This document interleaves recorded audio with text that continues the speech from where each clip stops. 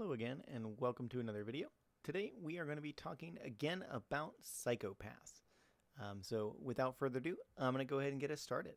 So today we are going to continue talking about psychopaths. Today is going to be part 2 of our series, where we're going to talk about the Sibyl system itself.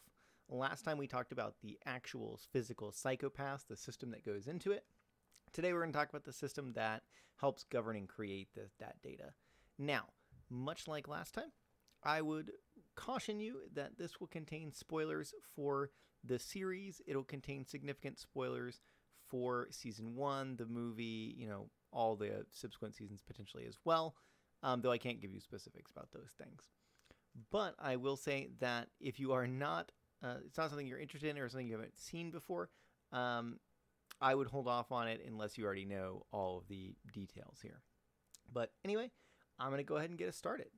So, the Sibyl system, for those of you that need the explanation, is the system that governs all of the dominators, which are the weapons and scanners for the public safety people, all of the psychopath scanners, and the whole system of public safety and well-being. So the Sibyl system essentially controls a whole lot of stuff here. A lot of things that it's a bit ridiculous that what they have actually control over, right? But the Sibyl system itself you can really break down here in about 3 different things. What their function is, what their membership looks like, and what the reach of their organization is. And we're going to talk about all 3 of these pieces here today. But to give you a little bit more information here about the Sibyl system itself, the system sort of originally starts out, as my understanding goes, as a tool to help humanity, right? Here's these things that we can automate to this supercomputer, and by doing these things, we'll get better, more accurate judgments. We'll use computers in this way, right? Which should seem familiar to all of us. There's a million and one things that get automated in our daily society now. So psychopaths taking place in sort of a near future should be obvious that we're going to see those things, right? But then the Sibyl system actually ends up governing a lot of weird things that you wouldn't normally think. So the Sibyl system governs things like the public safety people and the dominators and the psychopaths, which makes sense. We're using Sibyl's technology to do that. We're using its processing power to comprehend those things, and that all makes sense. But Sibyl also determines who gets what jobs. Sibyl also determines what fits for society, who governs society, and then so on and so forth, right? And so Sibyl system is pretty crazy once you think about it. But to talk about it further, let's break it down into these 3 categories that we mentioned. So again, the original function of the Sibyl system is to maintain the psychopath scanners, to do all the number crunching and analysis for creation of psychopaths, and to control dominators and the people that use them. So these are our main characters, right? The Sibyl system employs them in some way because they are sort of the overlords of the ministry that employs most of our main characters in the Psychopath series. So it makes sense that in this way, the function of the Sibyl system is to monitor these things, to provide the technical situation, all of that. But you'll notice that I say that the organization does most of the application. So the Public Safety Bureau does most of the utilization of dominators and the catching of criminals and all of those things. The technology does the number crunching and all of those things for the creation of a psychopath, which kind of makes sense here. So then what does the Sibyl organization actually do? What does the system do? And in some ways the answer is, of course, that the Sibyl system does all of those things. It makes all those things possible. But the Sibyl system is also responsible for things like who gets what jobs. It does aptitude tests. It monitors people's communications. It monitors and decides who's in government. And so in a lot of ways, the Sibyl system actually has the function of being in charge of the entire society, especially because there's nothing that can replace the Sibyl system, but there's also not much that can actually monitor the Sibyl system without the Sibyl system itself doing the monitoring, which of course becomes problematic. But of all these functions, I kind of want to talk about a few of them as they might relate to our modern understanding of psychology. So one of them, in fact, some of the original ideas of what the Sibyl system was going to be used for, that helping crunch data and helping, determine who gets what jobs and those kinds of things, are things we use psychology for today, right? We use psychological tools and systems to help monitor people's health, to monitor people's success in jobs and things. That's where you get things like industrial organizational psychology, for example, where you're trying to, increase efficiency or make workplaces better or things like that. Also, psychology has a lot of utilization these days in, you can help do aptitude testing for jobs. You can do career counseling to figure out what kind of careers people want to be in, what they're suited for. Those all exist today. Those are actual psychological things you can book with a therapist or some sort of psychologist or clinician and go get those things done today. Those are easy enough. The monitoring of police or of the police equivalent in the psychopaths is actually kind of interesting because that's not necessarily a thing that psychology is. But, certainly psychological evaluations are key in things like trials in the modern day, for example, which, Psychopaths, the anime, doesn't quite have. But also monitoring people and monitoring police or consulting with them is a big deal in terms of, psychology can do that in these days. So in a lot of ways, the Sibyl system serves some purposes that modern psychology actually already does. It's just that the Sibyl system is using technology to do these things as far as the vast majority of the world is concerned. It's a supercomputer. It's a network of computers. It does these things that potentially humans would have done these jobs, would be my point. And then, the Sibyl kind of system has made itself indispensable in the modern world, right? And indeed, the Sibyl system, the reason it's so widely used is because it was so completely helpful during some really dark times in human history is sort of the logic. And then the Sibyl system sort of slowly expanded its reach into every part of society. So now let's talk about the membership in the Sibyl system. So for those of you that don't know, the big twist of at least season 1 really is that the Sibyl system is not necessarily just a supercomputer, but that it is a system, it is an organization made up of people. And I say people, but it's really disembodied brains. But that the whole system is made up by these people that are in some way unique, in some way special, that then determines how the Sibyl system acts, gets used, and performs its functions. And this is problematic, right? Because we're led to believe that the Sibyl system is just a computer. It's just a series of computers. And we find out, of course, that is not the case. That it is computers, it is analysis, it is software and hardware, but that it's also an organization that is purposefully and sometimes maliciously doing things that benefit itself over other people. So it's worth mentioning here that the membership is very important when we figure out what the Sibyl system actually does. Because in this case, I took this information from the wiki, but the most important qualities when the Sibyl system is looking to increase its membership, which it does, it recruits people. The first one is that the people have a personality that doesn't fit with modern society. The idea here is that if you're picking outliers, is what they're called in psychological research, if you pick outliers to society and you integrate them into your system, you probably become better able to see future outliers, would be the idea. And this is interesting because that's sort of the actual opposite of what we do in psychological research. In psychological research, what we do is actually usually eliminate outliers because outliers skew your judgment. Outliers skew your data in ways that are maybe not consistent with what's normal, quote unquote. So that's an interesting one that sort of, you would actually contradict this if you were doing something psychological here. The second piece is that members of the Sibyl system must be able to oversee and analyze things, especially people, from an objective viewpoint without empathy or sympathy. And you can kind of see what they're going for here as, okay, if your judgment isn't clouded, you can make an objective best decision for everybody, which maybe, right? Like the needs of the many, needs of the few, sure. But this is sort of recruiting people to act as computers. And one thing we know about human brains is human brains are terrible at being objective.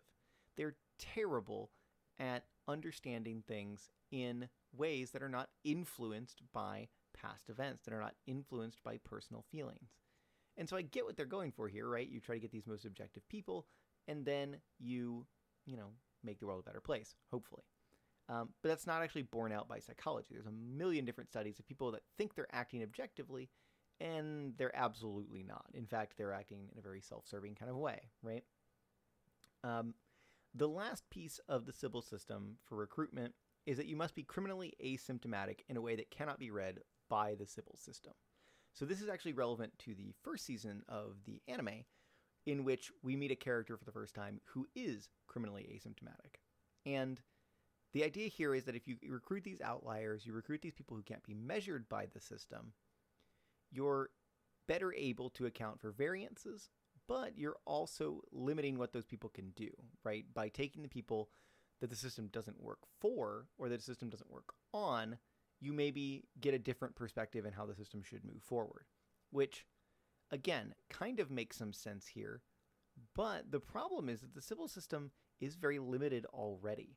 The Sibyl system, when it was first instituted and took over the country, eliminated a lot of people, kicked people out of the country, branded them as criminals, things like that. So the Sibyl system is already very limited in scope.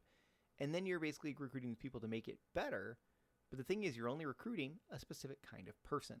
And that's sort of what I want to drive at here with the membership requirements, because the membership requirements don't really make a lot of sense from a psychological perspective. And this comes into a sharper focus when you realize who they're actually talking about. And realistically, the people they're trying to talk about here, that the show is trying to say, is psychopaths and sociopaths. Because these people are criminally asymptomatic. They are objective because they don't have empathy. They don't care about people. They don't feel human emotions in the exact same way as other people. And often they are socially deviant, because that's one of the ways you categorize someone who is a sociopath or a psychopath, that they, by definition, are not with societal standards because they are deviant, because they don't know how to replicate or don't feel the need to replicate societal standards or societal, norms. And in this case, you start to have some really serious problems, right? Because a computer, you could maybe make it to be objective, it crunches data, and it only does those things. And indeed, that's how the Sibyl system gets started, ideally. But when you add human error into it, they're just brains, and maybe these people are all altruistic, although we know most of them are not. Especially if you're only pulling mostly, say, sociopaths or psychopaths, this becomes a really big problem. Because if there's one thing we know about sociopaths and psychopaths, a lot of them commit crimes at higher rates than normal, or at the very least come into conflict with society, which then society labels as a crime because it is deviant. I'm not necessarily saying that they're all criminals, because that would not be an accurate assessment.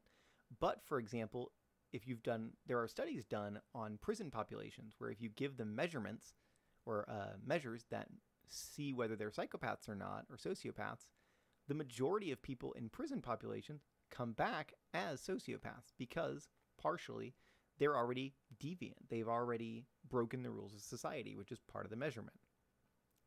But my point here becomes that if you're only recruiting these people,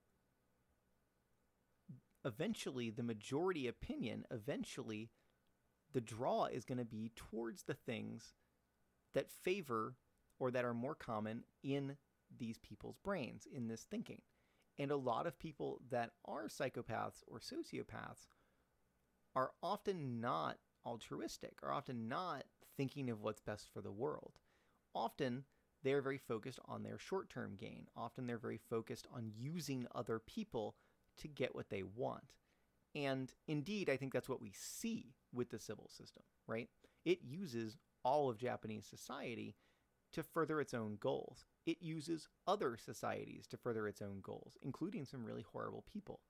And it's always in service of its own objective, which in some way, if you pair that with the analytical capability and the technology, does make a lot of sense how the Sibyl System got to where it did, because of course it did, right? If you've got a computer that is being directed by human intellect, that is being directed by selfish need to gain kind of people, then yeah, you're about to get real messed up, right? Because a society can now do weird things. The Sibyl System says who governs society. It suppresses dissent.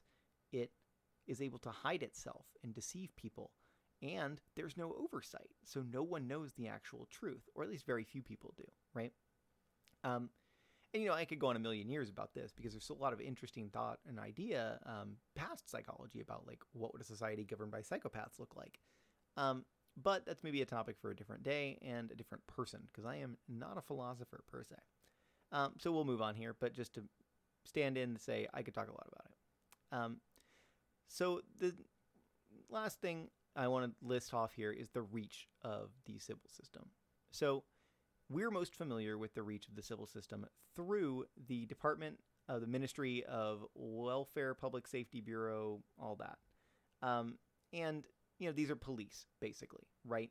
And so the civil society, or the Sibyl System, has a pretty broad reach here because they have all these people that work for them, ostensibly.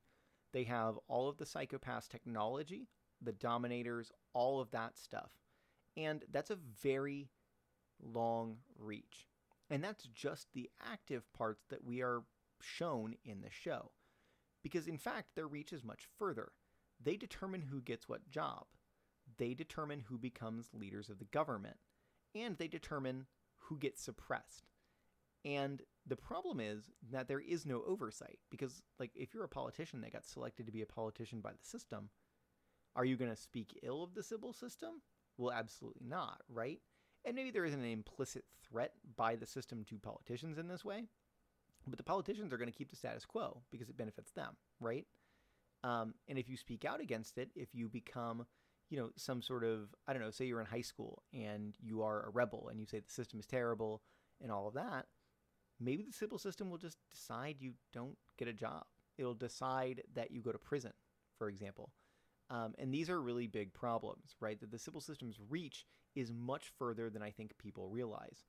And this is one of those classic blunders of giving power to technology kind of stories in that way. But the Sibyl System is actively extending its reach throughout the series. And indeed, in the movie, the whole movie is arguably about them, the system extending its reach even beyond its own borders. And this is a problem because the original hindrance of the Sibyl System was it had limited data capacity. It had limited ability to analyze. So in the background of the show, the system gets implemented at a time and it totally locks down the whole Japanese country because it doesn't have the capacity to process multiple countries, the whole world, anything like that. It only has the capacity to deal with Japan and really only certain people within Japan. So there's a lot of people that get purged or removed from society or exported, kicked out of the country, whatever. And indeed, throughout the show, one of the things you might be seeing here is that they're slowly building up and extending their reach. And the problem, of course, is going to be it already has a model of how to do this. It's already done it in Japan. Now, if it gets more and more members, if it gets more and more power, it'll be more able to do this on a large scale. And it could use much the same tactics as it would have used in Japan. And that's a huge problem because the traditional checks and balances model would be that as great power is given, oversight is mandated, or methods of removing that power are mandated in some way. And the Sibyl System just frankly doesn't have that. There is nobody really who knows the extent of what the Sibyl System is doing, nor anyone that oversees them and has the ability to stop them. There are no impartial observers. There's no, hey, what are you doing? You're up for review this year kind of thing. And that's a huge problem because the Sibyl System is supposed to govern itself because it's perfect. And eventually the people just kind of accept it, and that becomes a huge deal because then the system doesn't do a good job, but nobody knows whether it's doing a good job or not, right? And occasionally someone might figure it out, but we've seen in the show, right, that even if someone does figure it out, maybe that won't even make a difference, because what are you going to do? If you talk about the system like that and tell the truth, people are going to think you're a nut, and the system might take you out before you even get there. So, good luck, right? So I want to wrap up here with some final thoughts and talking about problems within the Sibyl system here. So as a final thought, I think it's interesting to look at the Sibyl system from a psychological point of view, that it combines a lot of things that we as psychologists do. It combines things like testing. It combines things like analytics and tracking and research and things like that. And it combines neat ways in which psychologists might already serve in advisory roles today. But what it does is it turns them up to 11 and makes them very problematic, right? That what if some people who had an agenda and a lot of power and a lot of data got it into their heads that they wanted to do something? And the Sibyl system is a great example of what could happen here, right? That a very relatively small amount of people, and in the Sibyl system, there's not that many. There's about less than 250 members. We're talking about 250 people controlling the entirety of the government, everyone in Japan's lives, and that's a huge deal. And that could be problematic, right? That you don't want that much power in the hands of that few people, much less people that are impaired, that don't maybe have the human condition to keep them from doing something horrible, right? Another thing that occurs to me too is that the Sibyl system in a lot of ways is maybe past a psychological piece. That what if, a government or a dictatorship or a tyranny had a face of psychology on it, had a face of data and technology. And I think that's overall what I've come to view the Sibyl system as in some ways, that it combines a lot of functions that would be attributed to a lot of other systems. And in our modern world, in most every country, those systems are all governed independently of each other, right? So psychologists who do career counseling or who do consulting for government or businesses are all in a totally separate wheelhouse from, say, the police who apprehend criminals and solve crimes, or the courts who judge criminals and crimes and infractions of laws. And, government is totally different from private sector in a lot of places, and in some places not. But my point being that all of these are different from each other. All of them have their own oversight systems. And the Sibyl system is a relatively small amount of individuals that have all of the power in the world, no oversight, and indeed, people not even really interested in a lot of ways in giving them oversight, in setting rules. And that's when you get into real trouble, right? Where either the checks and balances don't exist, or people are uninterested in using the checks and balances. Because then that's where you can get a recipe for, basically ultimate power very quickly, because there's no one to tell them they're wrong. There's no one to stop them. And I think that's really an issue here with the Sibyl system, because it plays with this idea of deviancy, of psychopaths, of sociopaths, but it also kind of merges that with sort of a political idea of tyranny, of, a scary, faceless sort of system. And indeed, the Sibyl system is totally faceless, right? To even be a member of it, you can't even actually have a body. You have a brain. They strip you of all things that are human except your brain. And, that's not a totally accidental imagery, right? Because a lot of people, there is a duality in body and brain. And the Sibyl system is meant to portray everything that is all brain, that is all thought and logic and, data and analytics, but ultimately ends up very much portraying a human thing of like the pursuit for power and control and what people will do when no one is watching. And I think that's ultimately a really interesting piece of how Psycho-Pass chooses to portray this. I think we could talk for a million years about how it intersects with things like politics or philosophy, which I would love to do at some point, but again, I'm not particularly qualified for. But maybe next time. But anyway, those are my finished up thoughts here about the Sibyl system. I'm curious to hear what other people think, other examples people might have, links that I might have missed, details that would be really juicy for this. Let me know. I'd love to hear about it. But anyway, I'm going to go ahead and get out of here, and I will see you in the next one. Thanks.